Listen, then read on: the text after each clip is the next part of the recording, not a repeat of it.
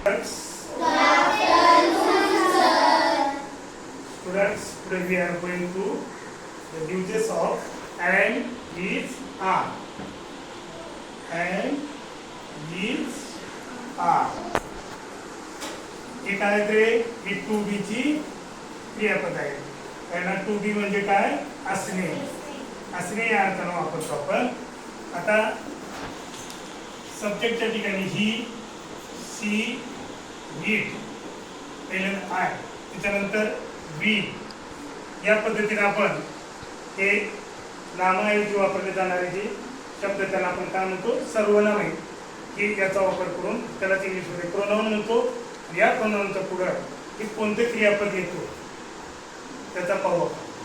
तर आय जेव्हा आपण वापरतो, आय जेव्हा घेतो आपण तेव्हा साध्या वर्तमानकाळामध्ये आयच्या समोर काय येते आय एम. आय एम म्हणजे मी आहे. त्याच्यानंतर ही, सी, इट आहे बघा. He is, she is. आता हे पूर्ण करण्यासाठी आपण काय करू, आय एम अ स्टुडंट म्हणू शकतो. I am a student. त्यानंतर आरोही सांग बरं. ही इज काय, he is a boy. Good. Archana सांग. सी इज अ काय, सी इज अ गर्ल. म्हणजे हे वाक्याचा अर्थ पूर्ण झाला याच्यामुळं. बरोबर आहे. साध्या वर्तमानकाळामध्ये आपण आय एम इज वापरत असताना आता राहिलेले एक वचनी सिंग्युलर साठी वापरला आपण इज. म्हणजे एक वचन कळते ना आपल्याला, एक वचन आणि वचन एक असेल तर आपण इज वापरलेला आहे, आय एम वापरलेला आहे. आता ही आर जी आहे ती आर ही कुणासाठी वापरलं, त्याचबरोबर एक राहिलेलं आहे आपलं इट राहिलेलं आहे सर्व. I T it. आरोही सांग बरं. It is a tree. बरोबर आहे. आणि ट्री साठी वापरतो आपण इट शब्द. इट जे सर्वनाम आहे ते ट्री साठी वापरला. त्याचबरोबर एखादी प्राणी असेल त्याला डॉग साठी वापरू शकतो, कॅट साठी वापरू शकतो, म्हणजे ॲनिमल साठी सुद्धा.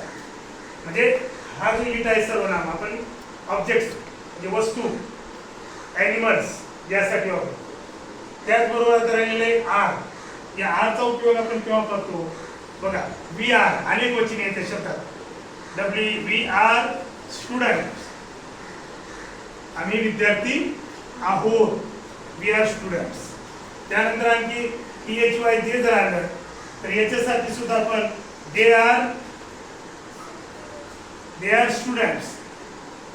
आम्ही स्टुडंट्स आहोत, ते पण स्टुडंट्स आहेत म्हणत असताना they are students. They are girls त्या मुली आहेत, दे आर बॉईज ते मुलं आहेत.